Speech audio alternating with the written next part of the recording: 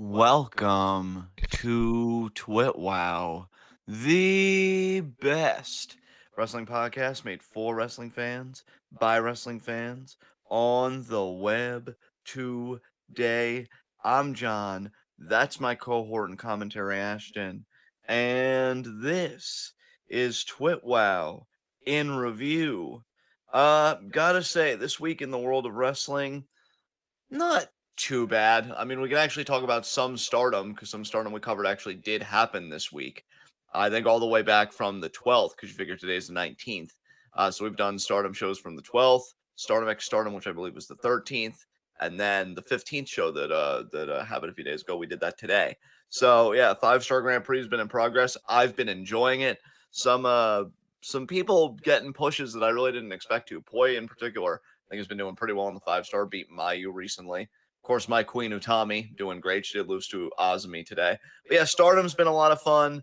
WWE, I know from SmackDown, Paul Heyman said that Jimmy Uso would be on next week. So they're clearly continuing that story. I do have to wonder how Jay is going to come back into the fold. I know somebody posted a video of Jay seemingly like trying out other jobs. I wish WWE would post that on their YouTube channel if they haven't. I mean, maybe they have, and I'm just not aware. So things are going on with that story. And yeah, Seth and Shinsuke, that's the big story on Raw, that doesn't involve Judgment Day at least. So yeah, man. And if I haven't mentioned AEW, it's because, well, neither one of us really gave a shit about Dynamite this week. But I guess with AEW in mind, A, how did you feel about this week in the world of wrestling? And B, to formally get us started, did you watch Collision? And is there anything from Collision you'd like to talk about? As a matter of fact, I did watch Collision, and it was solid. There was some really good stuff on Collision tonight. Some really enjoyable stuff. Jay White versus Dalton Castle happened, and that was great. We also got, um, who was it? Let me find it. There it was. It was Powerhouse Hobbs faced Kevin Koo. I know you probably remember Kevin Koo because there was one point that we were requested to react to some DPW shows. I don't remember.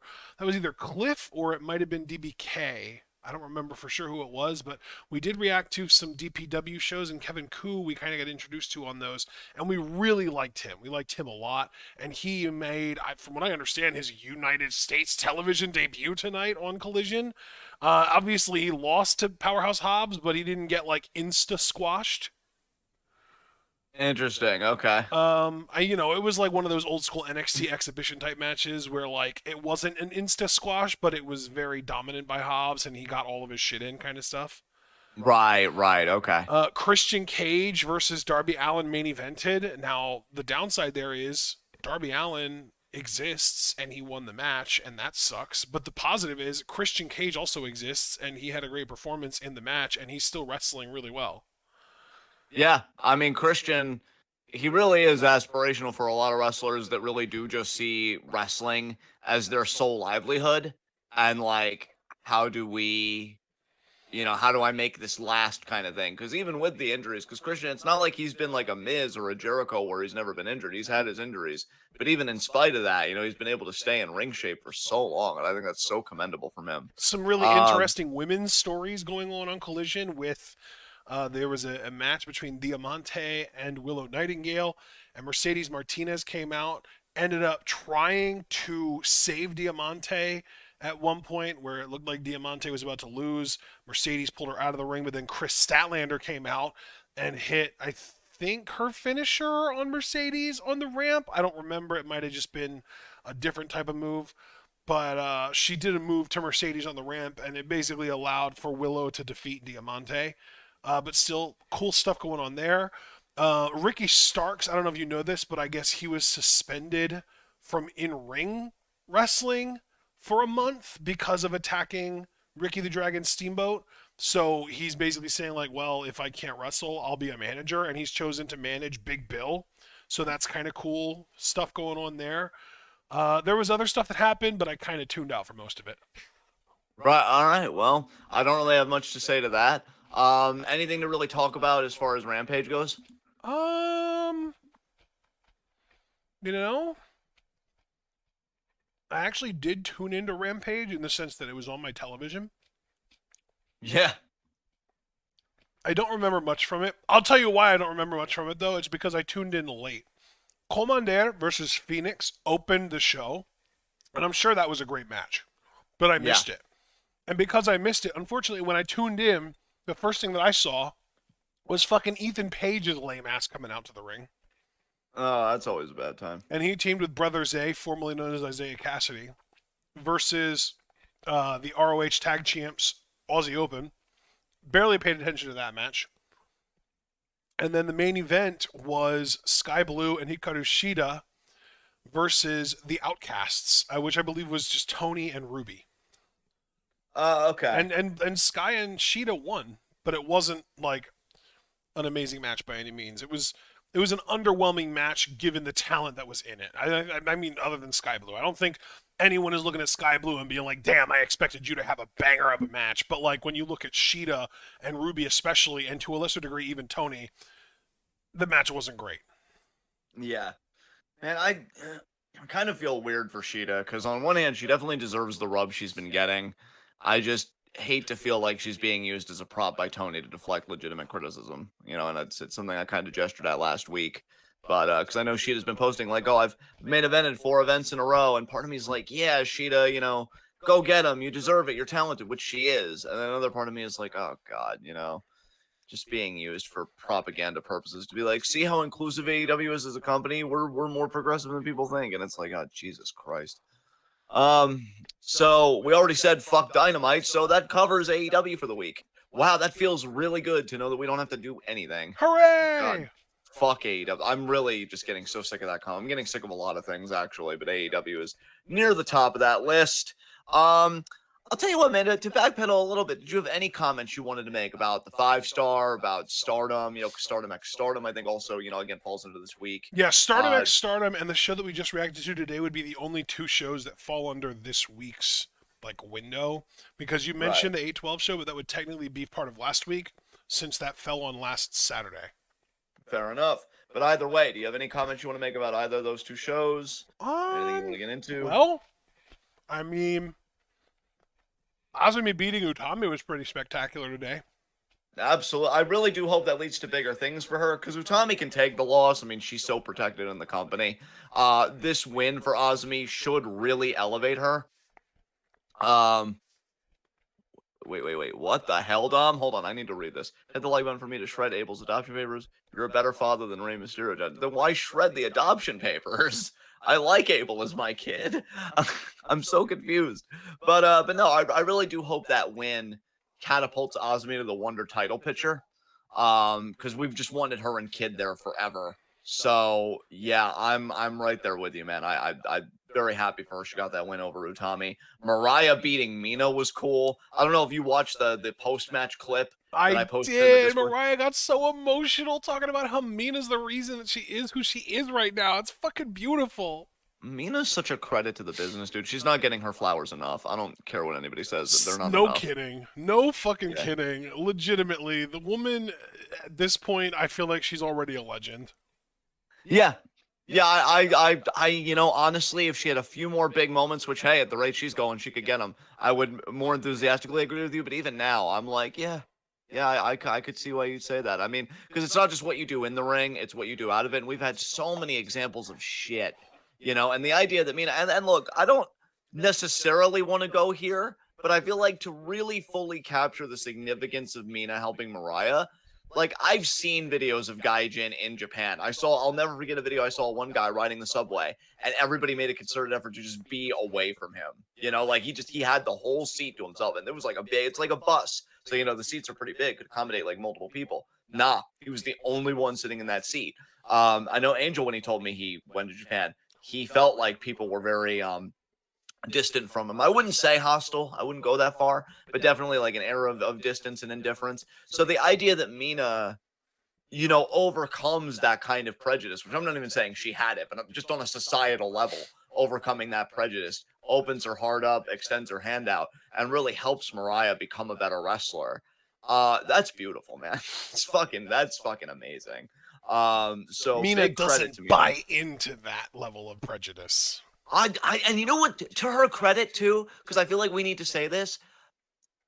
You could believe it because she's always been that way. Like this isn't some performative shit. Like, oh, I'm leading a faction. Like, what's the babyface thing to do? No, I feel like she's always had like a more cosmopolitan mindset. Like, I want to just be more a part of the world and not just this one country. I mean, when she was still in Cosmic Angels, she was the one that said, I want an international Cosmic Angels and I want to lead it. She's always had this like borderless mindset.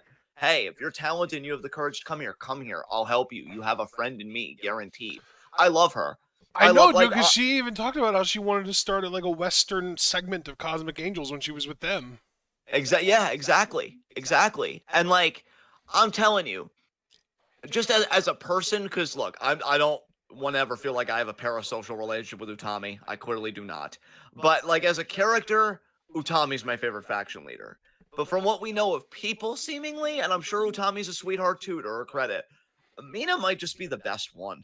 Because like she's really going out here. I'm curious what Xena and Jesse thought about their time with her. Now, obviously, it's going to be different from Mariah because she stayed the longest and she's still here. I don't know how long she's going to be in Stardom. Hopefully, half past forever. But nobody can really say.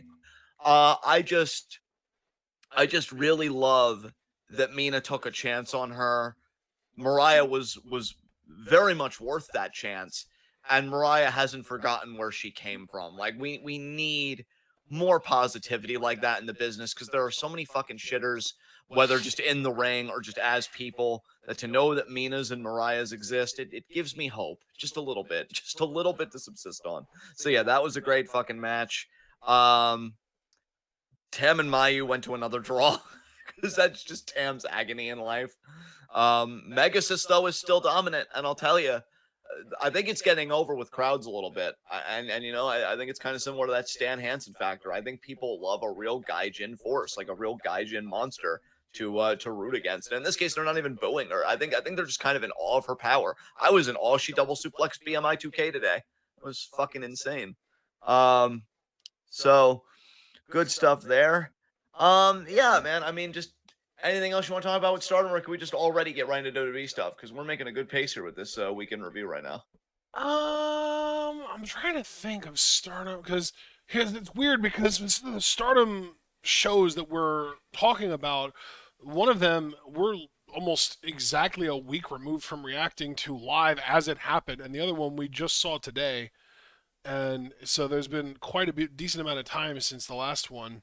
Um, I'm trying to think of what all happened because I had a lot of rage built up on the Stardom X Stardom show because of the Julia and Tam wins. Just the way that they won, where they like ate the big finish of their giant opponent and then just kind of fucking no sold it and hit their own finisher for the win. Like Yeah. it was frustrating. Mayu beat it. It's weird though, dude. Here's something that you might not have thought about. We like to talk about how, oh man, it's so cool Azumi beat Utami, but if you think about it, that was Utami's second big loss in a row because she had also just lost to Mayu 2 days prior. Yeah, Mayu, who knows how to work with power wrestlers and obstacles because she put She's a Utami real fucking over. ace. Yeah, like selling and bumping for Utami's offense and Yep. then having to bust out the Poison Rana pin combo. Like, that's how you put somebody fucking over. Tam Hogan, fucking Julia ass. Jesus Christ. Ugh, yeah. But I'm hoping Utami bounces back soon because we've really had her dialed in as winning the tournament. That better fucking happen. I can't deal with any more heartbreak as an Utami fan. I'm already dealing with enough heartbreak as a Mina fan. So, but yeah, dude, you know what though, with Julia, I can't even be mad at her for long because I am excited that she's in Philly for the Multiverse United show. I know, dude. I have a whole day to myself tomorrow. I can literally drive there and watch Julia wrestle live. That'd be pretty fucking dope, man. I'm telling I you. could do it if I wasn't a broke bitch. Yeah, capitalism. Um, you know when is what, man? someone And gonna just like hit the lottery for me and then give me their winnings? man, we're all trying over here, man. Or when But am I gonna just like meet a billionaire who's really generous and decides like, oh, you seem like you're really struggling, man. Here's a small not even loan, just a small gift of $1 million or two. Yeah. Hey, it got Donald Trump started. Who knows what it'll do for you? But Was that your Bane voice? It sounded it like was it. it was just some kind of voice. I didn't mean for it to be Bane. It happened. But no, I'm excited for Julia, and I'm excited for what it means for Stardom, because I saw a stat today that like Stardom's YouTube channel is fucking climbing. They have 600,000 subscribers right now, Yup. Someone which is more posted than about that in any. the Yeah. Discord the other day that like literally they were at 300,000 in like February of this year. Like it's doubled in the last like 8 months or 7 months or 6 months or whatever it is. Yeah, it's been wild, man. Their growth rate is definitely, quantifiable, and it's noticeable. Yep. And yeah, good for them. I mean, really, good for them at the end of the day. That's I don't know like who to credit for that the most. I think Mercedes definitely contributed. I think Kairi definitely contributed. And now I think that because Julia is picking up so much buzz and Utami just had the brief tour of the US, I think those two are also contributing actively to the growth as well. Yes. Yeah, Plus, I we've have also one. got the IWGP Women's Championship, just being talked about in New Japan circles. So I guess you could kind of throw Mayu in there as well in that conversation. Yeah, I do wonder how much Kairi's, kind of brief tenure with Stardom, all things considered, if that like redrew any interest, especially from WWE fans who only knew her as like That's Kairi Sane. exactly what I was thinking. Yeah, that's why I mentioned her. Yeah. So yeah, I just it's good for them, and I think Julia's a solid ambassador. I don't like OP booking. I never have. I No. just Yeah. you gotta keep me in it. But all right. Anything else you want to talk about from Stardom? I don't want to drag it out too much and start talking about less meaningful stuff just for the sake of dragging out the Stardom talk. So let's get into anything else. All right. Well, I guess as far as Raw goes, I did enjoy the segment that Seth and Shin had. I was gonna say, was Uh, there a Monday Night Raw this week? I wouldn't know. I was busy playing Among Us with my friends. yeah, that was really nice.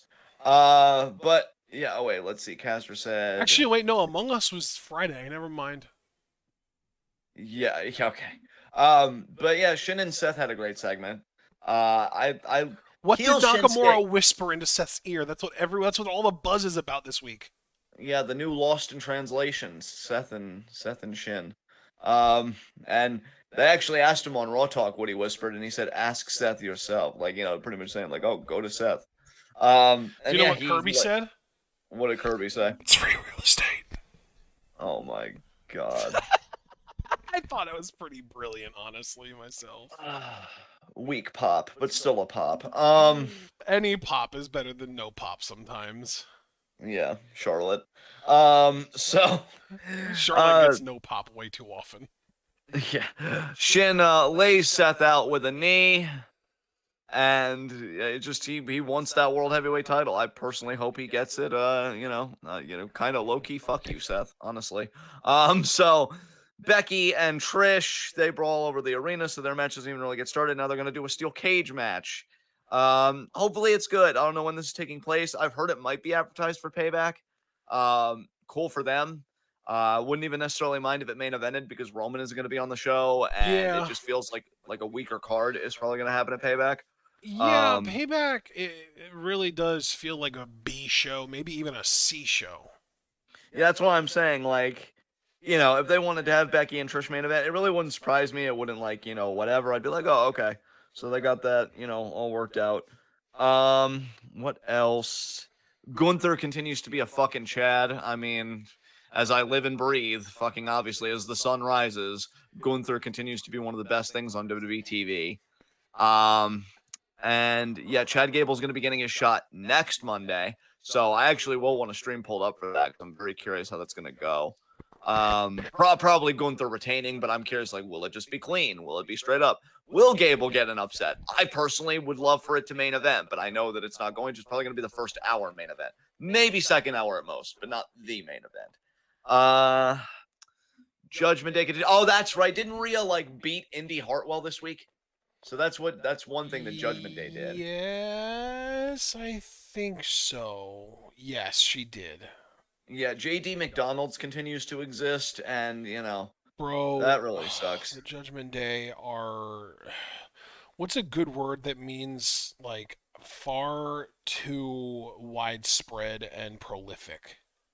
I was just gonna say overexposed. I mean, that's very That's a straightforward and succinct. really, I mean, yeah, that definitely applies here, and that definitely applies to the Judgment Day. You know how we used to complain about John Cena opening Raws every week with like 10, 15-minute, 20-minute promos? Yeah, It feels like that's the Judgment Day now, but they're not even like supposed to be likable. They're heels. yeah. It makes it worse. The latest report I read on the Judgment Day 2, now take all reports with a grain of salt when we talk about them, folks. That's always kind of the TwitWoW disclaimer. I've heard that it's going to be fucking Priest on the outs I in the heard group. that too. Yeah, it's And weird. I'm like, here's the thing. I'm like, are we watching the same storyline? Because when I'm watching, Rhea gets along well with Priest. Dom gets along well with Priest. Priest has never said a bad word about either Rhea or Dom. They're all fucking, well, I mean, Rhea and Priest especially are OGs. Dom got manipulated by Rhea, so, he's got a special place. Fucking Finn was the usurper, the original usurper that was like, oh, Edge, you're old and tired. This is my group now. So, like, why would Rhea side with the usurper over the OG in fucking Damon? Like, it makes no sense. If that's actually what happens, I will tell you right now, just to get ahead of it, made no fucking sense, and I hate it. Would it be Because a heat of the night, John? It would be. Or It I would be guess since we do actually. these weekly now, a heat of the week. God, no. Just to the Oh. chuckle and everything, a little oversold there. But I mean, yeah, Wow! Let it me would have my fun. Jeez. it would definitely be, weird. Because You're I always feel like raining on Priest. my parades. Well, yeah, the clouds are still out, so bring an umbrella, I guess. But no, Priest can be a successful face. It's just it would be weird timing, and it just feels like Finn's more on the outs. But then again, who wants to cheer for JD McDonough? So like, if him and Finn are gonna stick together, in another way, it does kind of make sense. I mean, fuck. So yeah, that's a thing. I think they did tag team action, and they won, I think. And then they Wait, actually who no, did tag team action? Judgment Day, and then I think it was against like no, you know what it was? It was Cody facing Finn, I think, 1-on-1. Cody won, but then him and Sammy got beat down in the post match, and JD helped, That and was then the they main all seemed to win event. too. Yeah, that main evented the show. Oh my god, everything's so hideous. So that's essentially Raw. I really don't give a fuck. I'm gonna be honest too. NXT, I didn't really watch anything this week from NXT. Did you? Because you seem more Well, dialed I in mean, I lately. had it on my TV, if that counts. I mean, it kind of does. Yeah, I would agree. It probably does. Yeah. Anything that you can recall? Well, the family retained the tag titles against the Dyad, which is the Grizzled Young Veterans. I missed when they were the Grizzled Young Veterans. I can't wait for their contracts to be up, and I know they can't either. I think that's October, so we don't have much longer to go now. Blair Davenport beat Dana Brooke in the match where Dana Brooke promised to show Ilani Jordan what her killer instinct should look like. Yeah, so much for that. God, I just got to say this. I haven't seen any of this dynamic, but it seems like they're kind of striving for something they had. Like, and I'm really dating myself here because this is Ruthless Aggression era, but when Matt Hardy kind of had Shannon Moore as a mentee. But the thing is, say what you will about Matt Hardy now, but at least back then, like, he had the charisma and he really put himself into that V1 gimmick. So when he's mentoring, quote unquote, Shannon Moore, it really, it gets over because, he's just his comedy and stuff like that. Dana, even if she's being sincere, it's Dana. It's like, fuck. Oh, yeah, that was another thing from Raw. I guess just real quick question. I know you're a Chelsea Green fan. It sucked that we felt like she was going to get screwed over. What do you think about her and Piper now being a tag team? If it extends Chelsea's run with the titles, I'm happy with it. But if she only got this, like, if they're just doing the Piper thing for the sake of having them not be able to coexist, drop the titles, and then get into a feud with each other, I'm not happy about it at all. Yeah, well, I guess we'll have to see where it goes, because, I mean, there's quite a few contingencies there, and we don't really know how they're going to play it, so, Basically, if yeah. it works, good for both of them. If it's meant to get the titles off of Chelsea seamlessly and then get her into a relevant feud, I'm not super stoked about it just because I really want Chelsea to be working with someone that she isn't obviously going to lose to every time they face. Yeah, that would be nice. So back to NXT. I mean, we know Wesley's kind of been cooking because he's going to face Carmelo at Heatwave for the NXT Championship. You know who I Should really miss? Who's that? Zion Quinn. Where the hell has he even been? I have no clue, dude. It's weird. Foster, you're handsome and you know things. Where the fuck is Zion Quinn? You watch. He may not even know, but it's not going to matter because he's still handsome, and that's just a win for me. But while we're waiting for that, anything else from NXT that you can bring up? Trick Williams beat Drew Gulak in a singles match. Good for Trick Williams. I do like Drew, but yeah, this is a good spot for him. You know, just helping other talent and getting them over. And so yeah, good shit for Trick. His finisher is like a Superman punch. Oh, that's cool. That's cool. I mean, it's funny. I guess we could say on some level Roman Reigns is an innovator because it really started with him as the Superman punch. Then Orange Cassidy does it as the Orange punch, and now Trick Williams. So does he at least put his own flair on it? Does it look like good or? I don't remember. I didn't see it. Like, I just didn't see it. You know what? That's fair. Anything else?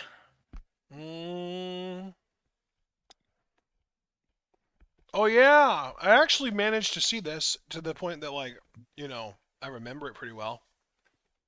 Baron Corbin cut a promo where he basically implied that Gable Steveson is done, done. Like he said that he promised that Gable wouldn't be back for seconds. Yeah. He called the NXT locker room a bunch of soft little bitches. Oh, and then Von Wagner interrupt, right? Because I know they're going to have a match, I think, at Heatwave, aren't they? Well, I think Robert Stone was the one that interrupted, but obviously that also does come along with Von Wagner, yes. And yeah, Von, I'm with you. I really learned about myself this week that I feel pretty much the same way you do about Von's gimmick. I really don't like that they revolved a gimmick around a table spot. It's really bad. I think it does a disservice to Von because I think he's really trying, and I think they always say like, oh, the best characters is an extension of yourself. Well, Von is sharing himself with us, right? Like that was some serious shit he went through, and I mean, yeah, you look at his build, it's obvious that he should be a monster. He should be a powerhouse. Although I would find it fascinating if we ever got like a monster-looking character, just be so delicate in the ring, like as a character, and just like be beat so easily. But clearly, that's not Von. And I just feel like nobody, well, okay, I shouldn't say nobody, that's hyperbole. But I feel like people care more about the table spot than they do about him. And I think that's a real disservice to Vaughn. Now, Foster did say when I brought this up last week that people do still seem to be cheering for Vaughn and being behind him, which that's fair enough. I just worry that there'll be too much of a dependency on the table to get Vaughn over, or the table spot, I should say, to get Vaughn over when, he should be able to get over on his own, or at least with Robert Stone. So, yeah, do we think he wins at Heatwave, or do we think Corbin picks up the dub? I'm hoping that Von wins, but I really don't know. And frankly, because it's NXT, I don't necessarily care enough to put effort into trying to predict it. You know what? That's fair. The only other comment I would make about this is that I do wonder where that leaves Braun, because I really didn't think their program was over. Let me rephrase that. I thought they were going to have a program, but it just seemed like a one-off match. Yeah. So I wonder if they're just waiting to call Braun up and like him being put to the table, because I never even thought about this, because in the post-match, Vaughn did put him to the table. Was that a write-off for TV? And it's like, okay, Braun, now we can just wait quietly. Yeah, that's the other thing, too. Braun was supposed to debut on the main roster after SummerSlam. There have been 2 weeks worth of television since SummerSlam. Where the fuck is he? That's what I've been asking forever now. This dude's too fucking good to be waiting much longer. So wait, Caster.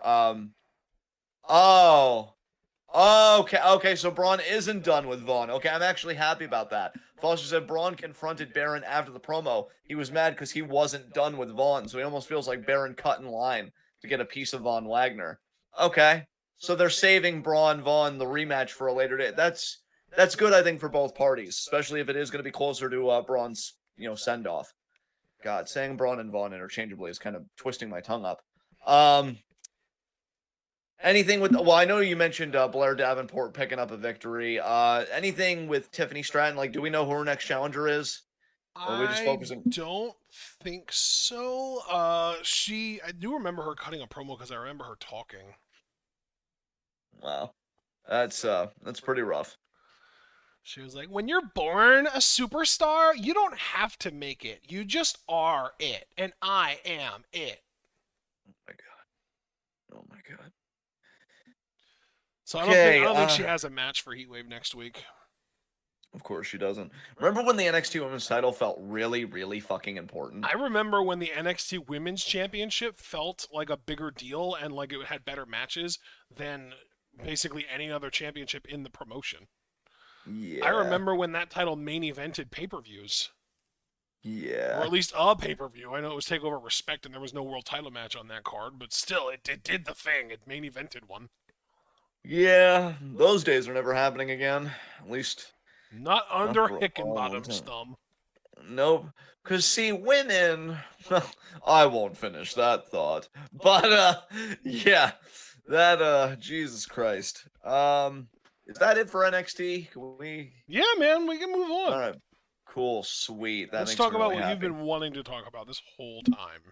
I mean, well, actually, I mean, really, with SmackDown, it's like, is there really much to talk about? Because I mean, So again, wait, are you meaning to tell me that there's nothing from this week in the world of wrestling that you were actually excited to talk about or passionate about, I other mean, than besides Stardom? Foster and Abel being in the same chat at the same time, I mean, no, because all that handsome, you just wonder, is the universe finally going to cave in? But no. Yeah, I mean, SmackDown was okay. Like, I mean, I've Edge's got 25th one thing from anniversary. SmackDown that I'm kind of excited about. Was that the whole Edge thing? Because No, it's kind of up in the air. No. Okay, what was it? the Street Profits. Those three. Okay. Well, actually, I did see in the Discord. It seems like they're going to start a feud with the New Day. So, That might be the case, but they had a match on SmackDown against the OC, Gallows and Anderson. oh, nice. Gallows and Anderson. Oh God. Yeah. So how'd that go? They have a new finisher, and it is a sit out power bomb neck breaker combo. Oh, I feel like I've seen them do that before. Is it in the corner, like in the neck breakers off the top rope? I think so.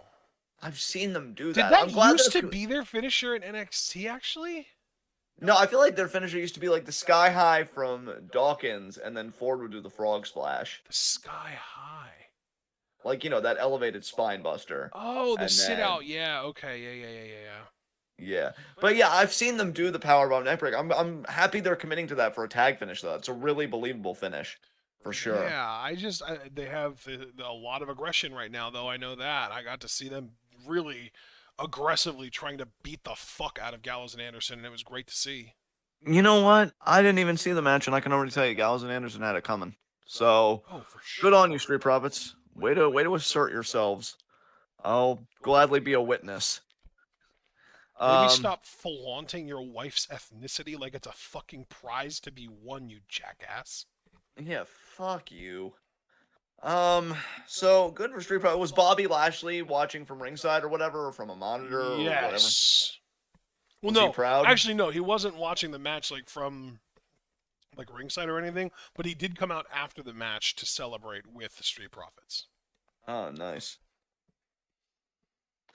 So you're still really psyched for this new faction then, because I know Very, I am. very. I've got to catch up with them. Yep. Honestly, it seems like they're gonna be heel too, which is a shame because if Bobby would work face, I would love him versus whatever the fuck's left of the bloodline. Him versus Roman at the next pay per view. I mean, hell, I think this Roman Reigns could have a great match with really just about anybody. So put him and Bobby together, I'd be entertained.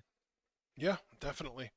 I feel like Edge versus Sheamus took up the last like 45 minutes of SmackDown when you take everything into account, like the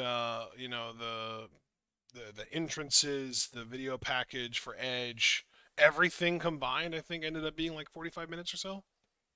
Yeah.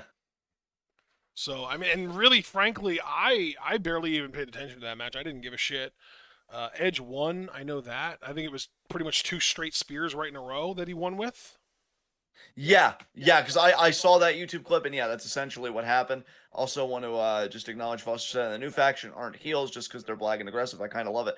I hope that's the case most. I guess the only reason I presume they were heels, because I try and be really good about that, because you've heard my rants about Bianca and such, is if they are feuding with New Day, I can't imagine New Day being the heels, although that would They be haven't even intriguing. interacted with New Day yet, as far as I'm aware. Well, you know what? If they do, it should be a great feud. And if they don't, I'm just excited to see whatever they do next. But yeah, they gave Edge a lot here. It really made me believe that he's just not going to come to a new deal with WWE. And I've read that a lot of people in AEW internally are like, "Oh, Edge coming in is a real possibility." I don't know if he would want to do anything with Christian. Yeah, I've heard I that kind of Edge's just contract doesn't even expire for another like month or so. That's wild So that they it's just did not this like match he now. Then can yeah. show up again, like, or I guess not again, but it's not like he could just like show up at Wembley or anything for AEW. Right, right, So if he is going to show up in AEW, it's not going to be until like October-ish. right. But the most prominent sort of speculation is that he's going to stay in WWE. He's just going to be on a much lighter, more part-time schedule up until maybe WrestleMania, and maybe, very unlikely, but possibly a little past Mania, but even that's unlikely. More like just up until Mania, and then Mania's his last match and he's done. Yes. I think, as long as he gets to go out on his terms this time and he doesn't have any scares or anything, good Yeah. for him. Yeah. I thought the match with Sheamus was solid. Sheamus needs to be getting more flowers himself, honestly, since I said that about Mina Shirakawa earlier. Sheamus is low-key had a very quiet year of really solid work in the ring and just having the I feel like babyface that run. dates back to last year, even. Yeah. Like last Dude. summer, I feel like everyone was just raving about how awesome Sheamus's matches were. Because I think, wasn't it last. Was it last SummerSlam that we got Sheamus Gunta? Um, we figure Clash at the Castle was the first big Sheamus Gunther match. So when was Clash at the Oh, Castle? that was last September, I believe. It was the first pay per view after SummerSlam last year, I think. Yeah. Yeah. So it was right after the summer. I see. But yeah, he's put together a really solid body of work. I would even agree with you that it extends longer than even just this year, because I feel like even going way back when he was still a heel and he did that feud with Big E, I feel like I was saying like how solid he looked, and they did that brief feud with Drew. Yep. Like, yeah, Sheamus has just had a really solid couple of years. Had some anywhere from good to like great matches. I feel like honestly, I feel like the Gunther matches will go down as some of the best in Sheamus's career, if not just outright his best matches. Yeah. So they've How been really crazy is good. that you find like the best dance partner you've ever had at like, what is he, like 42 or whatever? Yeah, I think he's yeah, 45 now, actually. So he would have been 44 last year at that time. yes, That's yeah. nuts, though. This dude's been wrestling for like 20 years, and like he's had a lot of really good matches, and you could even argue a lot of great matches, but his absolute best matches came against a dude that he literally didn't even wrestle in his life until he was 44 years old. That's wrestling is magical It sometimes. It really really fucking can is. be. Yeah, absolutely. But yeah, I mean, good for Sheamus, and honestly, him helping to get Edge back in ring shape and getting him ring ready. Again, just somebody else that like I've never really heard any bad things about Sheamus. The worst thing, quote unquote, that I ever heard him do in his career was be workout buddies with Triple H, which is why a lot of people thought he got the world title early. But honestly, if that's his worst crime, I'll give him a fucking mulligan on that. So good for Sheamus, Shit, if good that's for all it Edge. takes, then more dudes should start working out with Triple H. Yeah, really. I don't know what Triple H's workouts look like these days. I know he's got to take it easy given his heart and everything, That's but true, yeah. yeah. But no, that was They essentially should have been, they SmackDown. should have been working out with Vince. We know that Vince is a fucking iron pumping machine. Yeah.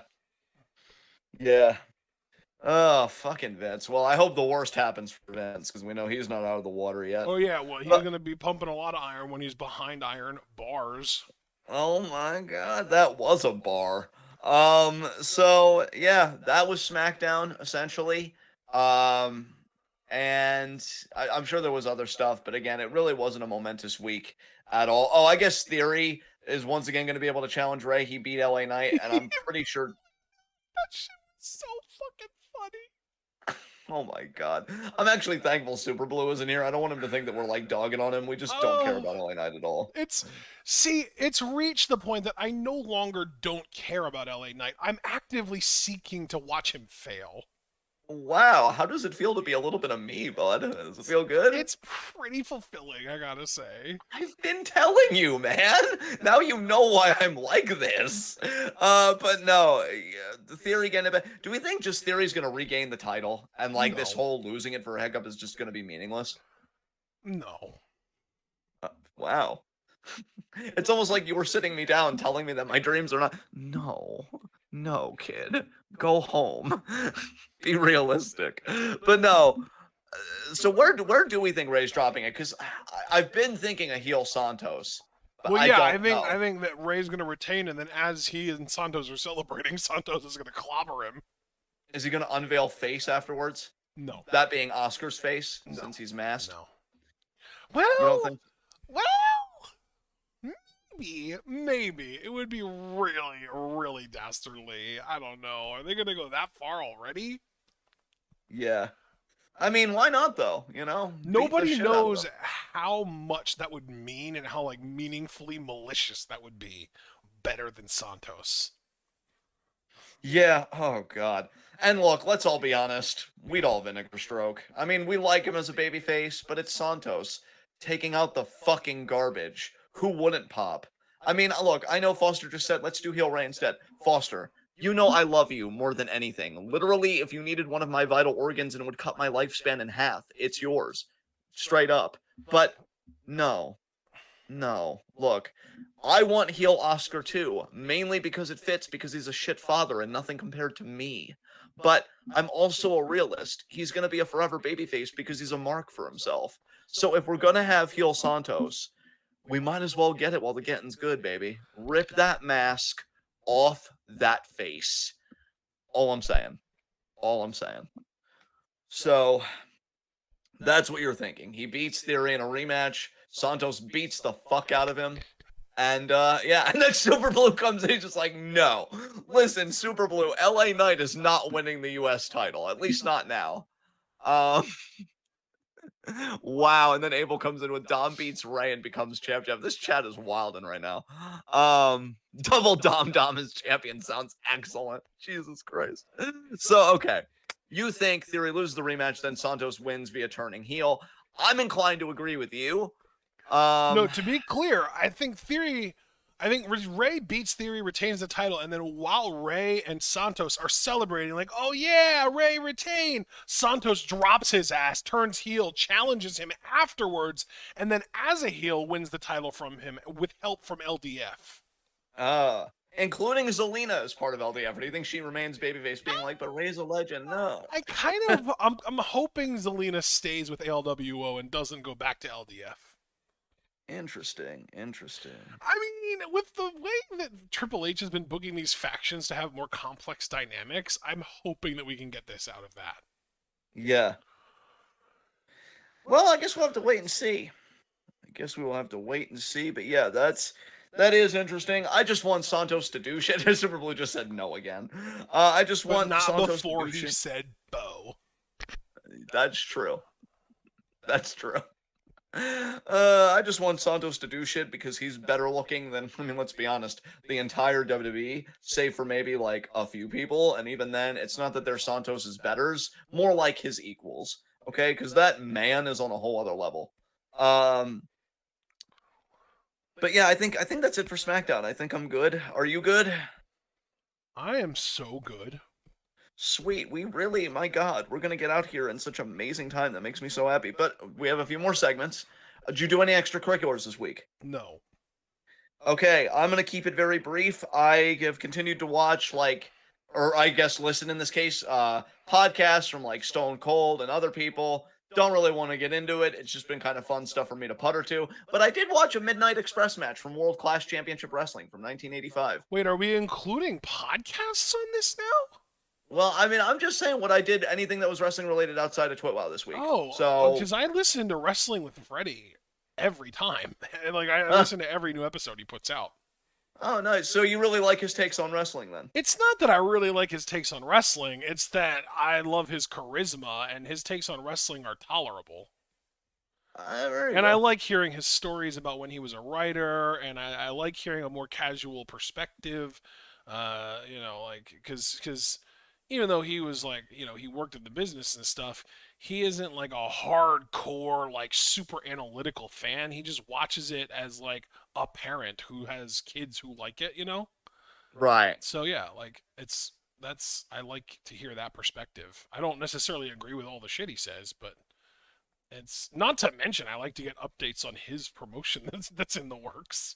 Yeah, hopefully that takes off soon, because I think much like we've done with Terminus and other stuff, we'd at least react to the first show, I feel like, and get a feel for it. Hell yeah. It'd be cool stuff for the channel. Absolutely. But no, I don't mean to like include Pac. I just think, when we ask about anything wrestling related that you did outside as well, like, and I just think, that was on there. But yeah, the thing that I actually watched was the World Class Championship Wrestling, a Midnight Express match from 1985. WCCW. Yeah, and they went against the Fantastics. Cornette, a very young Cornette, Jesus Christ. I think he was probably in his 20s, managed the Midnight Express. And I will say, since Cornette always brags about this type of wrestling being, You're the correct, real by the wrestling. Beg pardon? You are correct, by the way. He was born in 61. Damn. What was I going to say? Oh, yeah. So, like, that's the real wrestling and all this other stuff. I will say, there was stuff I really liked in there. Like, really liked in there. However, the finish was fucking shit. I think tag matches are better nowadays, just in terms of the psychology, because the finish, I forget which one of the Fantastics got the crossbody on, I want to say, Bobby Eaton. Or it might have been Condry, who was one of the original Midnight Express members. But they got a crossbody, and then the other Express member is very clearly making physical contact with the Fantastic that's doing the pin, and it's just no breakup. It's still a 3 count. And I'm like, what? So, like, it was a very confusing and, like, abrupt finish, and I didn't like that either. I think abrupt finishes can add a sense of realism. Like, not every match has to be, like, a narrative. You know what I mean? A punctuated beginning, middle, and end. Sometimes it can come out of nowhere, and that's cool, too. But it just, I don't know, came off a bit clunky to me. Yeah. Otherwise, though, again, some really good stuff. Some knees that looked absolutely brutal, and some solid selling. I liked some of the fundamentals. Like one of them, I forget the name of it, the name of the guy that did it, but he really worked a hammerlock.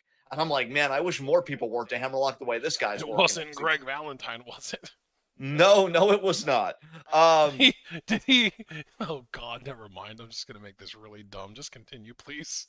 Okay, yeah, sure. But I'm like, yeah, nobody really works a hammerlock like that nowadays. So there is merit. It actually made me want to watch like actual full episodes of World Class Championship Wrestling. Nice. Because the only reason I watched that Express match was I was listening to some Cornette. He was remembering Bobby Eaton because he had died, I think, like 2 years ago. And I had seen a Bobby Eaton promo. Well, actually, it was more of a Cornette promo, and the Midnight Express was having like all this championship gold. And then I'm like, well, I want to kind of see Bobby Eaton work. Not bad, but I think I'd like to watch a little bit more, especially because I know you and I are just disillusioned with a lot of the industry right now. I'm like, maybe I am old enough to be that old that I'll appreciate this wrestling now when I couldn't when I was a kid. And yeah, not bad. But maybe next week I'll tell you guys about the first full episode of World Class Championship Wrestling I watched. We'll see. But with that said, we can now open up the forum for questions. It's Q&A time, y'all. Yes. So, and Javaris, I can understand that too, because Javaris came in a bit late. He said, look, I just want Santos to stay face and beat Ray straight up for the U.S. title. That is a beautiful vision for the future. I really hope that your vision ends up being right and my cynical version of it doesn't. Yeah, Javaris, we're rooting for you. We're rooting for you and that net worth to be used for good. So Super Blue said, if you haven't talked about it, what's your prediction for NXT Heat Wave? Bro, I literally said I didn't care enough to predict it. What? He did come in late, to be fair. Oh, So, yeah, I feel Ashton like did say that okay, earlier in the show. yeah. Well, I apologize for the attitude then, but I did literally say while we were talking about Braun versus or Vaughn versus Corbin that I was hoping that Vaughn would win, but I don't care enough to put effort into predicting it. Yeah, and I'm pretty much same as Ashton. Caster Sales, considering Kaiser's mic work on Raw, would you think WWE is planning on pushing him in the future? Honestly, Caster, I think anybody could be pushed at any time. I haven't really thought about it. But I guess it's possible. Sure, why You know not? what I would fucking love? What's that? If after Gunther drops the Intercontinental title, rather than just immediately being like, okay, boom, world title time, if they had him and Kaiser win tag titles and go on a similarly dominant fucking run with those. Yes. Yes, that would be interesting for That would sure. be amazing. I would pop. So yeah, very interesting question here from Foster. See, now we're getting into the thick of things. Overall thoughts on the G1? Um, I don't know if this lies out, within the week of the World of Wrestling, but you know what? Well, I'm technically, the willing to. finals fell on the 13th, and we reacted to them on the 14th. Yeah, so there you go. Hey, if we're counting Stardom X Stardom, we can count this. Foster, being truthful on my end, I, I enjoyed it, but could I have just as easily skipped it? Yeah, I think so. I think so. I liked Coughlin, and there were some matches that I was like, man, this is the New Japan of old, but I wouldn't say like that many. Like they definitely happened, but I don't want to like overestimate it. This could have been a G1 for me that I could have just as easily skipped, but did I enjoy the journey for what it was? Yes. If we would have had to watch the whole thing, I definitely would have gotten resentful after a while because fuck David Finlay and fuck Evil. I think we were definitely very smart to do select match live reactions. And, I'd say I could skip it next year, but again, that really all comes down to the field. If you really want me to be like stoked, you get Bryan Danielson in there. And that's what I'm still waiting for. But yeah, this field wasn't too bad. Congrats to Naito, but this was one just for me that I could have just as easily skipped and not lost any sleep over it. How did you feel overall about the G1, bro, now that we watched it? I thoroughly loved the D block, which is why we ended up reacting to every single match that happened in that block. And really, outside of that, I'm pretty much completely with John. Outside of the D block, I was very like give or take, like could have taken it or left it. I enjoyed Suji's matches and I enjoyed Umino's matches that we watched, but the matches that they wrestled against the guys that we didn't care for, I don't regret skipping. Because as good as those Yes. guys are, I don't necessarily know if they're so good that I would be willing to watch, say, like a Ren Narita match in order to see them go. Right. Or like a fucking Gabriel Kidd match. Like, no, I'm good. But man, the D block was awesome. I loved the D block. If there was one block in the G1 every year as good as this year's D block, we would never skip another part of a G1 again. Yeah. Or I guess I shouldn't say that's, part. I that's just fair. we would never skip another whole G1 again because we would always Yeah. have a part that we would want to do. That is true. That is true. I mean, that D block was fantastic. You could say that we were here for the D, just all day, every day. But yeah, overall, I guess solid year. If I would put a number to it, I'd say if I'm being truthful, I'd say 7 out of 10. I can't go any higher than that if I'm being honest, but I think 7 out of 10 for this year's G1 for me. I'd go as high as So 7.5, yeah. I think I was definitely more enthusiastic about it overall than you were, but that's not too yes. surprising given that I do feel like you have generally like more extreme negative feelings towards a Oh New well, Japan than me. straight up, I had it in my mind we weren't even doing G1 this year, and then you were like, So oh, we it's could do my Stardom fault X. that we did it at all, huh? Well, yeah, pretty much. Because, like, yeah, I came in. I came in with the idea of like, oh, well, we're just skipping it. So, do you want to know the field? And you were like, oh, well, we could do select match reactions. I'm like, oh, okay.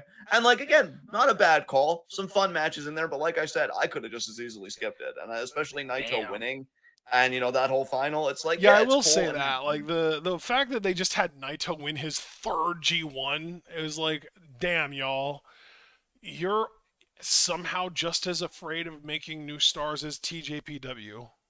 don't even get me started on that. Jesus Christ. I guess I my mean, your thread was thread one. was this week, Yeah, fucking and pushing I me mean, much dude, the like that. Princess Cup finals were technically this week too. Those happened on Sunday as well, the same day as the G1 finals. Yeah. I don't know. Like I really. Oh, we got a new commenter. We'll get to their question momentarily. Amari 316. But yeah, just Miyu Yamashita. I like her. I respect her. I feel like my thread said it better than I'm going to. I feel like I'm regressing from the thread. But Kamiya was right there, and Miyu Watanabe was right there. And like, I don't know, TJPW, what the hell you're doing. Yeah. It's so fucking Amari, frustrating. the question was, what are y'all thoughts on the AEW drama this past week? Does this include the Lufistos? No, that was 2 weeks ago. That was a couple weeks ago. So what AEW drama are we referring to this time?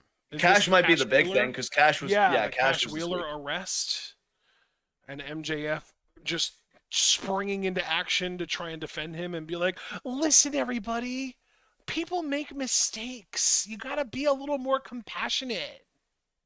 Yeah, and I tried to take a compassionate route myself in my reply to MJF, just being like, look, dude, you're a young world champion in a big wrestling organization that's about to do a huge show in the UK. Like, this compassion you're showing, why don't you extend that? Like, I love what my mother always tells me, which I'm really due to call her. I miss her. But, she always tells me, don't build a wall, build a bigger table. Well, MJF, you're the world champion. If you can't be enough of a carpenter to build a bigger table to people that come into your locker room, then you're not doing your job, Yep. and you should be better. Like I'm That's a tired of piss beautiful poor phrase, by examples the from way. I love that. Don't build a wall, build a bigger table. yeah. That is, damn, that is salient. Well, because my mom's a better ace than MJF apparently. Well, I mean, a Um, better person, without a doubt. yeah, absolutely. But no, like I don't want to be the guy. I'm so tired because like and look, our fans, if they're self-aware enough, we know, like Javaris, I'm sure you can admit, like you definitely like going the anger route. I know how you ran it on Tamantha, the character, for God's sakes. I'm tired of being the angry guy. I would like to see people get better, but what frustrates me is when those people don't want to get better. It's like I've got enough of my shit to worry about that, you're going off here and you're bad mouthing people and you're putting them down. And Lufisto, that whole note that she wrote, even though it was on the older side, it was heartbreaking because it's like, you said that to me and it took me to a bad place and I missed fucking shows. And MJF's not gonna think about that. I No, doubt he's gonna call her and apologize to her. I absolutely doubt he's gonna not. I doubt he's gonna do anything about it. And that's just a shame. That's just a shame. Like again, that's why I kind of gestured earlier. Be a Mina Shirakawa, right? Be a Mina Shirakawa. Extend your Be a hand. Yep. yeah, extend your fucking hand out. Help build a table, right? It's like, and then for us fans, I don't like seeing us get angry because it's like there's got to be a more powerful response than anger, either choosing compassion or honestly even silence. Like I'm straight up ready as far as silence goes to not even talk about AEW on this show because I'm so sick of this toxic fucking company, and I'm tired of their bullshit. Um, yeah, Oh, so uh is it Amari? Yeah, Amari was referring to the CM Punk stuff with the low backstage morale within AEW, that kind of stuff. yeah. Did you hear about this stuff, John? I mean, I heard about the argument with Jack Perry. I haven't really heard anything since then, So though. That that was the was that latest was thing I heard. one bit of it. Let me see if I can find my post where I went more into detail. Um, Here we go. Okay, so Punk is trying to turn Collision into his own personal island where nobody that he deems a quote unquote enemy or an ally of a quote unquote enemy is allowed to show up in person, basically. Names that have allegedly been banned from showing up to Collision in person so far that we know of are Ryan Nemeth, Matt Hardy, and Christopher Daniels. Apparently, do you remember last week, I believe, there was this whole hullabaloo about after cameras stopped rolling when Collision went off the air. Punk cut like a pseudo shoot promo on Hangman Page about how, oh, I get why they call him the Hangman now because all of his toys are hanging on the pegs at the toy stores because he doesn't sell toys. And then he was like bragging about like, I move toys and I pop ratings and I put asses in seats and shit like that. And he basically said like, oh, everyone in AEW is calling me the heart, the soul, and the spirit of AEW. God, does he never has to go to a GI doctor? He gives himself colonoscopies every fucking year with how far his head's up his fucking ass. Jesus Christ. And then, so apparently, while Punk was off suspended, well, quote unquote suspended, might have been without pay, might have been, probably wasn't, but he apparently referred to the Young Bucks as counterfeit at one point, And then around that same time, Ryan Nemeth, which, for those of you that don't know who Ryan Nemeth is, I know he's wrestled for AEW, but he's also the brother of Dolph Ziggler, Nick Nemeth. Yeah. He apparently referred to Punk as the softest man alive very publicly on, I think, Twitter or Instagram or something like that on social media. So remember the episode of Dynamite where Punk was able to actually be on Dynamite because the Elite were not backstage?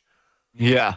Yeah, so apparently backstage at that show, Punk personally confronted Nemeth, basically bullied him into never giving his opinion on anything related to Punk in public, and by doing so, you could argue that he basically bullied Nemeth into deleting his Twitter account entirely.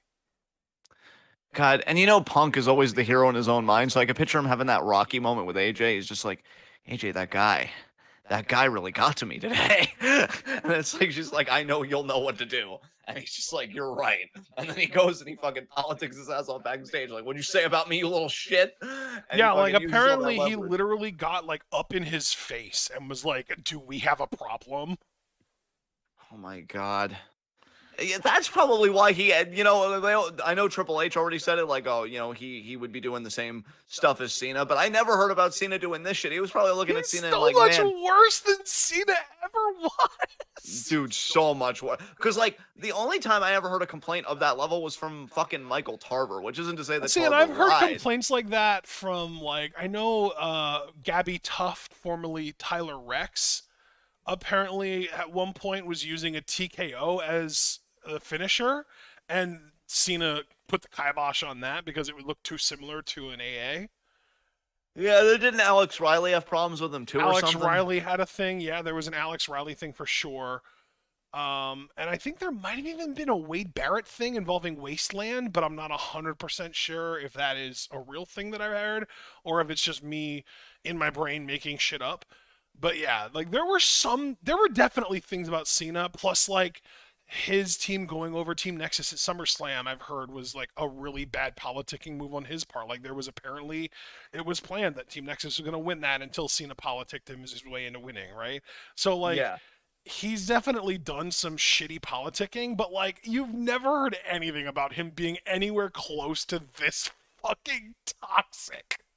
This toxic, I've never heard about him, like, getting up in somebody's face and being confrontational. Like It's almost like there's such a massive distinction between a guy who uses his political leverage to shape the product in a way that he thinks is better for himself, and a guy who does that but then also is just fucking toxic sludge to everyone that isn't on his good side in the locker room. I'm telling you, he looked at Cena and he was like, "You're using your power wrong. Be worse." You're not using it enough, clearly. Like, I hate this fucking dude. I went from being a big fan of him, in the whole Summer of Punk and everything, to being happy for him when he made his comeback, to just hating him. Honestly, I'm Yeah. like, Jesus Christ, you're a toxic fucking liability Yeah. to this fucking company. But this company is a toxic fucking liability to its own face. Wow, I can't believe Punk owns a wrestling company, because Tony Khan sure as shit ain't doing fuck all Well, about I mean, any of that's this. the thing, too, right? It's like, it feels like CM Punk is the most powerful man in AEW, because here's the thing. Is Tony Khan ever going to actually veto any idea of Punk's? Is Punk ever going to say something and be like, oh yeah, we're going to do this? And Tony is actually going to have the spine to be like, no, Punk, you can't. Yeah, I can't wait for Tony to do the magical line that makes him say, "I'm not gonna take any more of this fucking shit." I'm not going to take any more of this fucking shit. I'm fucking serious. Yeah. With his And then fucking those eyes- beefy ass deep voice fucking filter that he had on his mics that day randomly. And then his eyes fucking bug out as he sees the dimension where he grew a spine and stood up to CM Punk. And he's like, that dimension is this dimension. And he goes and he does it, but then Punk just puts him right back in his place 5 seconds later. I'm sorry, Tony. Did you say we had a problem? No, Punk. And I'll put an extra 0 on that check, sir. That's right, you will. Yeah, Get and the put an fuck out of extra my 0 on the check to Cliff Steele, too. office. Yeah. That's my trainer. Oh man. Apparently, Cliff Steele has backstage power now too. By the way, at Collision. Oh Jesus Christ! It's metastasized. Man, that whole company fucking say, yeah, I'm honestly at the point where I'm done talking about him on here. Like I Ace don't. Steele, not Cliff Steele. I made the mistake. That's my bad. Oh God, yeah. Oh Jesus. But anyway, I'm let's get thinking of off this Cliff topic. Compton. I combined Cliff Compton with Ace Steele. Oh my God. But yeah, we did get at least one other question because everybody else is kind of reacting to just the rant and the discussion here. Oh, right. Super Blue Yes. said, "Do you feel that the all-in card is underwhelming?" Wait, what? I don't even really know what the full all-in card is, so I There's can't an even really all. answer that. Oh, God. I'll pull it up. All in 2023. Here's the card, John. Are you ready? Yeah. So they're doing Aussie Open defending the ROH tag titles against MJF and Adam Cole on the pre-show because Cole versus MJF for the world title is main eventing. So they're going to Yes. bookend the show with that, right? Right, right. FTR versus the Young Bucks for the tag titles is happening on the show.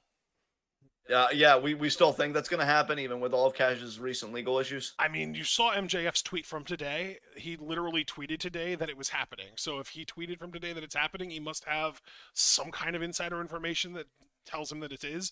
I heard Curtis told me today that apparently the police didn't take Cash's passport from him, so I guess it's happening. It's going to happen.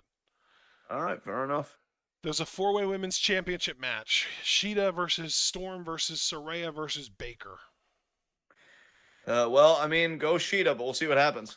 Darby Allin and Sting versus the Mogul Embassy in a tag team coffin match. Hoping Mogul Embassy wins. The Golden Elite, that's Ibushi, Omega, and Hangman, versus Takeshita, Juice Robinson, and Jay White. I love Juice, so I'm kind of hoping he wins that, but I don't know. We have a Stadium Stampede match, which is Eddie Kingston, Orange Cassidy, the Best Friends, and the Lucha Brothers versus Moxley, Castagnoli, Wheeler Yuta, and 3 partners of theirs that have yet to be announced. I'm so inclined to go with the baby faces, but depending on who the 3 mystery people are, BCC might just take this. So Yeah, so I've heard a lot of names thrown around for the 3 mystery partners. I've heard Zack Sabre Jr. as one potential one. I've heard Chris Hero as a potential one. I've even heard Nigel McGuinness as a potential partner for them. Danielson is not going to be cleared in time to be able to be in that match, so it's not going to be him.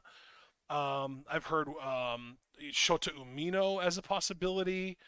Yeah, like there's a lot of speculation over who it's going to end up being. yeah, I'm just gonna go BCC. I could see them winning it with their 3 mystery partners. I forget who the tag team was other than Umino, because it was Umino and a tag team that was another prominent theory that were supposed to be. Oh, Santana and Ortiz actually. So it was Umino and Santana and Ortiz that were the other big like speculation trio to be the 3 partners, because apparently it's like Santana and Ortiz have beef with Eddie Kingston because Eddie Kingston, I guess, turned on Ortiz because he bought into the propaganda of the black House of Black, Yeah. and he thought that Ortiz was going to turn on him, so he turned on Ortiz first. Right. So now, like, yeah, Ortiz is pissed at him, and there are apparently rumors that Santana and Ortiz have made amends and that they're cool with each other now, and Santana and Ortiz are apparently both cleared. So that's a rumor that it's going to be the 2 of them and possibly Umino. So there's just a lot of speculation floating around about who those 3 are going to be. Yeah, we'll have to wait and see, but yeah, that does have me slightly intrigued. And that's a Stadium Stampede match, which I believe means that it is going to be like a cinematic style match. Right. So that could be actually pretty fun. Will Ospreay versus Chris Jericho. My ass wins that one because they're both eating it. Fuck them. And then CM Punk versus Samoa Joe for the quote-unquote real world championship. Oh my god, he's such a pretentious douche. Oh yeah, I I'm never hoping... told you what happened with that situation tonight on Collision, did I? What happened there? Joe was coming out for a match with the Golden Vampire, except the Golden Vampire cut him off before he could get in the ring and beat the hell out of him, and then gave him a GTS, and then pulled his mask off, and it was Punk. And then he screamed into a mic, "I accept, bitch!" And then he left. He sounds like he's off his meds. That's what it fucking sounds like to me. So fucking perfectly said. You are so... You're just perfect. You're the best. Yeah, I don't really feel it right now, but it's appreciated. And fuck CM Punk. But I know the card's not done, because then after that, is it just Cole MJF for the world title? Yeah. Honestly, and this is only because I'm just so done with AEW that I don't even give a shit if I don't make sense. I want it to be a double turn, where like one of them goes face and the other one doubles down on being a heel, but then the face isn't really working, so they're like, fuck it, and then they turn heel, but then the heel kind of feels bad that they went heel, so they're like, fuck it, I'm going face. Wait. What if they try to do a double... Like, what if they both have the idea of turning heel in the match, and they realize that they really are meant to be best friends, and they end up staying friends afterwards because of it? That would be fucking amazing.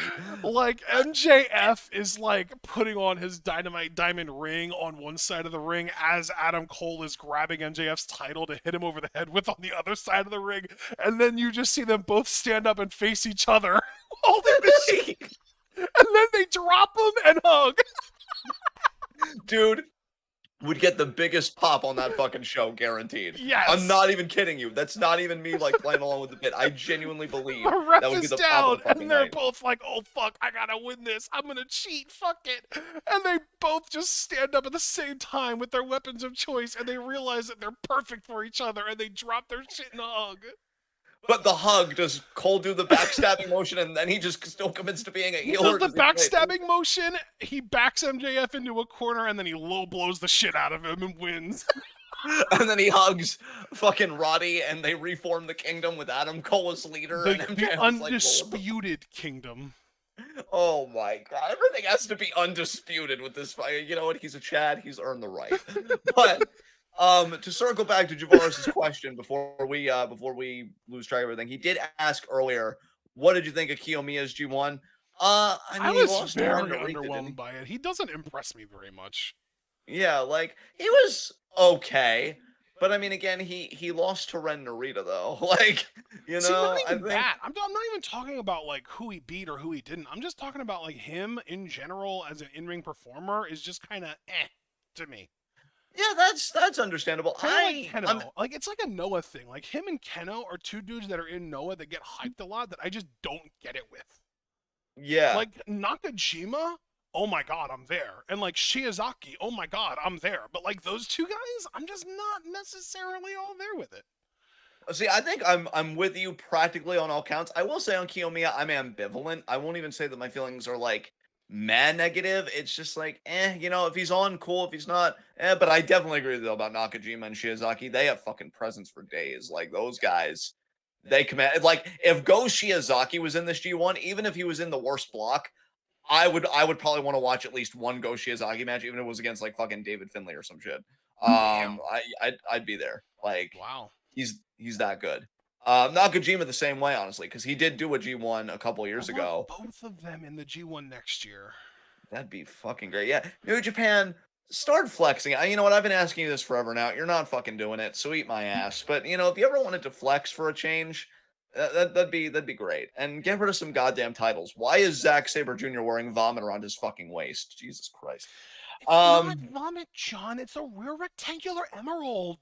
You know what? Fuck rectangles. Fuck emeralds. Either make every championship a hexagon. You know what? I was going to finish that thought, but I'm not. Because AEW is already dark enough. I don't need to help. So, okay. You're so wonderful. Yeah, I really want to like toxically turn up, and I'm like, no, John, you just did a sermon about being better and trying to reach to MJF, and it's like, do you even really want to? And it's like, no, but you should. So we're gonna try. We're gonna really We're fucking gonna give try. it the old college try. Exactly. We have 9 people watching now. You can't tell me not one of you, unless you don't have any more questions. I will raise this gate right now. I will raise this gate right now unless anybody has any other. Oh, actually, no. Super Blue asked a question. Who will lose their momentum first? LA Knight or Dom? LA Knight's already losing his momentum because he's feuding with The Miz. Dom, on the and other hand, is losing North to American Austin champion. Theory? And losing to Austin Theory. Face it, Dom, the difference between LA Knight and Dominic Mysterio's momentum is night and day. I wish I could have said Knight and Dom, but that would have just been weird. But yeah, I mean, listen, he's a suck bag, all right? Buy a Hoover vacuum. You It could have sucks said pretty that much the it's same. Knight and Ray. You know what? Not only can you stay for the next 5 weeks, I'm not sending you to your room for shit. That was amazing. Oh So my god. make a mental note of that. Over a month that I can't send you to your room for shit. But then when that 5 weeks goes up, it's going to be a bit more aggressive. It's open season. I get it. Yeah, absolutely, absolutely. But no, I have until look, September 23rd. LA Knight's a suck bag. Get a Hoover vac. It sucks pretty much with the same force, and it actually provides a function. So after that, Super Blue also asked, do you think Charlotte and Bianca will team up and go after the women's tag titles? God, I hope not. That would be the worst thing to happen to Bianca's career. Why would we even want that for her? Keep Charlotte the fuck away from her. Let's see. I feel like Super Blue has asked so many questions that we haven't even bothered to answer. I know. Super Blue said, I asked a question of Drew and Riddle earlier in the chat. Can you repost it? I'm not scrolling up. Here it is. It's, if Drew turns heel on Riddle, does Riddle reverse to get Claymores? Huh? Wait, what? Super Blue, I'm going to need you to rephrase or something because that makes no sense. Why do you people do this to me? And Foster said, oh, wait, Ashton, did you see Ali's video package this week? I think I saw it. Was that the one where he was dressed in the suit almost like he was dressing the American people? And it was like cut footage. I caught that, but I don't remember it very well. Dude, he's so good at this business. Like, he just fucking gets it. Like, he's for WWE to be like, oh, he's literally good enough to be the face of the company. Why haven't we been pushing him this whole time? Okay, I'm going to tell you this very tenderly because I love you. We both know that's not happening. And I know it hurts. Well, no, but you need to know. You need to realize, though, like, I am emotionally disconnecting myself from him because I know that. That's exactly why I don't allow myself to get invested in him. Okay, I feel like we need to have a sidebar because that sounds dangerously close to, like, emotional self-harm. Are you okay right now? No, it's literally... I'm looking after my emotional well-being because if I get invested in him, it's going to just be a life of hurt. No, but see, I get that, but it's like, once you kind of validate the numbing process, it's like, with the state of wrestling, it's like a copy-paste, you know what I mean? And then, like, what's left? So, I don't know. Not being hurt by shitty booking, that's what. I guess so. If only we could do the same thing with you and people, because I have said since day one, you get more work by people than wrestling. But, one day at a time. I really wish I could actually numb myself to Kirby. I've tried. It doesn't work. He's still got a direct line to me. Well, but Kirby's adorable, though.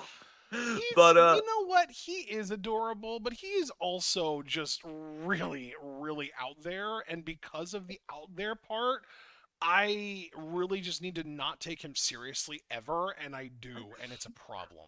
That's the perfect way to phrase it.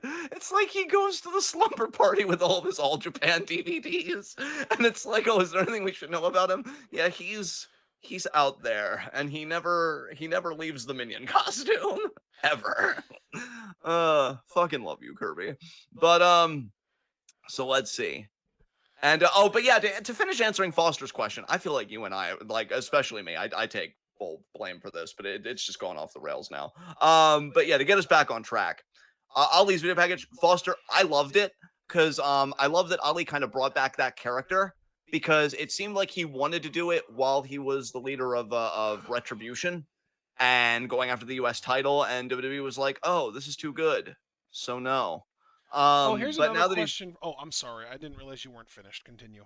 Oh, no, it's fine. But him doing it on NXT, like, I really like this promo. Again, I loved how he kind of spliced his promo and making it seem like people from all over are watching it on their phones, their tablets, and stuff like that. And yeah, he has a really great presentation. We've talked before how he has an amazing look. He can go in the ring. Like, he gets pro wrestling, and he's really fucking good at it. But I'm sorry, sir. What were you going to say? Just that Super Blue also asked the question of, do you think Jordan Devlin will cost Priest his cash-in? See, I don't think so. I do think Priest will successfully cash in. I still have that feeling. I think they want I to mean, give him that rub. honestly, that would be the one logical way for them to separate Priest from the rest of the group, because if Devlin costs him and Priest reacts the way that you would expect for him to reasonably react, it could be a fissure between him and the rest of the Judgment Day, because the rest of them would be like, listen, man, it was a mistake. He wasn't trying to screw you. And then Priest could be like, yes, he was. He did it on purpose. And then, McDonough could be like, in front of the Judgment Day, he could be like, oh, well, I'm so sorry. I didn't mean to. But then when they're not in the room, but he's there with Priest, he could be like, so, where's your title, bitch? That laugh. If he did that laugh, I won't say I like him because ew, but I just the sicko in me that's so deeply broken, I'd pop. You know I'd what? be I like, really appreciate your feedback. I'm going to make sure to never infuse that much charisma into JD McDonough ever again. I'm so sorry. no, it's okay. It's okay. This is why we're a team. We work things out. But no, I can see where you're coming from. And look, I don't like I like your scenario because I wouldn't blame Priest. If you put me in the same fucking breath as Baron Corbin, as far as like failed cash-ins, dude, fuck you. Like you ruined my life. Ruined So life. Super Blue, he said, I meant, does Riddle deserve to get a Claymore from Drew? Oh, of course he does. Riddle's a piece of shit. Riddle Bro. doesn't even deserve to be in this company. Oh my Riddle, god. Riddle deserves to be blackballed from pro wrestling. Thank you. Like, Exactly. Like, what do we do with this boy? listen, just take a deep breath. It's almost over. I promise. Just that feel good? Yeah. Abel said Action's charismatic JD McDonald's impression greater than everything. Abel, you always Abel, I make me feel better. squeaked. Yeah, I squeaked. He Okay. always puts me in a good mood. Yeah, I think you know what? I think I'm not even gonna do the countdown. I As think a I'm just praise adjourning. for Abel, as a reward even for Abel, and because there are no questions left in chat, I think it's time for us to move on to Abel's favorite segment. Yes, high spots and low shots. I mean, my God, my life is the fucking low shot this week. But to choose something a bit more legitimate, let's see. LA Knight. Because, I mean, man, you know, you really want to win that, Foster said low shots are rectangles for getting buried by John.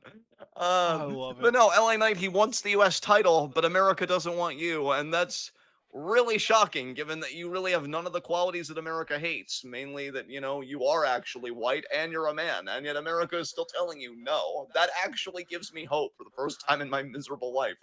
So yeah, LA Knight, Wow. fucking low shot. Fuck you, you piece of shit. Yeah. Anyway, who's your low shot? Oh my god. Wait. What? Super Blue, that's a lie? You mean so it's a lie that he lost to Austin Theory? The tape is out there, Super Blue. We all fucking saw it. Anyway, you go, sir. Who's your low shot? Oh, my low shot. Yeah. Do I want to be mean or do I want to be sincere? Both. Do both. Can I do both? I believe in you. Don't underestimate yourself right now. Wait. That effort sound. You were like, oh my god. That puts so much more pressure on this But than I it was feel ever like you intended to already be. had the only really good mean option that could come from a sincere place this week. Then be mean. I know it's toxic, but that's what I'm choosing. Be Okay, mean. What was the okay, mean then my one? low shot is Sheamus because you lost to a dude that's almost fucking 50 in his last match. Oh, oh. And now, out of curiosity, what was the sincere one going to be? Well, that was the one that I was struggling to come up with. That's why I asked the question, because I had the mean one cocked and loaded to go, ready to go, but the sincere one was the one that I was really struggling to think of. It's like the lazy option or like the thoughtful option kind of thing. Yeah. Super Blue, just out of curiosity, will I Knight get even with the stick in his ass at Payback? Maybe he'll pull it out and actually, walk like it's not totally fucking up there. Jesus. Does have like a fucking like waddle almost similar to Vince. Yeah, like, I know the cake ain't that fucking good. Either slow down on whatever growth hormone you're fucking using or dislodge the stick from your rectum. I mean, just one or the other. High spot. God. You know what? We got to end this on a positive note. So I'm going to say high spot goes to Mariah May. She, Wait, but she lost the tag titles in this week. true, but she beat Mina in one of the biggest wins of her career, just as far as Oh. like non-championship It's go. just weird though because like she was the one that ate the pin in the tag title match, so it's not like you could even say like, "Oh, by beating Mina she proved that like she wasn't the weak link in losing the tag title match or anything like that." No, but see, something more beautiful happened. Their friendship grew stronger. They That is bowed to each pretty other. beautiful. Yeah, that's Like, true. who cares about titles and wins when you've just reaffirmed friendship with somebody you love and that you credit for making you a better wrestler? Mariah was emotionally vulnerable this week, and it paid off big. I'm so proud of her. And you know what? Honorary high spot to Mina Shirakawa for being a fucking shining example in this shitty fucking business. God, I love them both. Who's your high spot? I also love them both. My high spot is going to be uh Mayu Iwatani. Yay, that's a great one. She beat Utami, She and beat Utami and she managed to stay in Tamantha's head rent free. hey, Tamantha, Saved by the bell again. Hey, Tamantha, die mad about it. Fuck yeah. I'm glad we can end talking about Stardom, one of the few things Yeah. in wrestling that actually makes me smile. Yeah. All right. Well, An guys, honorary that high spot though to Azumi for sure because she beat Utami and that was beautiful. big win for her this week. Yeah, I agree, man. That's great choice. All right. Well, that's that. That's it for this week in the world of wrestling. Be sure to leave a like, issue file out, subscribe with the bell icon for notifications. So you don't miss any of that TWitWoW goodness. Check out everything we're involved in the description box. Follow us on Twitter and Twitch because we are the best wrestling podcast in all the IWC. And we will see you guys again on Monday at 4 p.m. for New Blood 10 live reactions headlined by Rena versus Waka for the future Stardom Championship. I know Club Venus has been doing a hashtag pray for Waka. Were those prayers answered? Is Waka the new future Stardom champion? We're going to find out Monday. So be sure to join us, especially if you are a Stardom fan. We'd greatly appreciate it. And yeah, until then, guys, be good to yourselves and each other. Enjoy the rest of your weekend. And until we meet again, tune in. Peace out.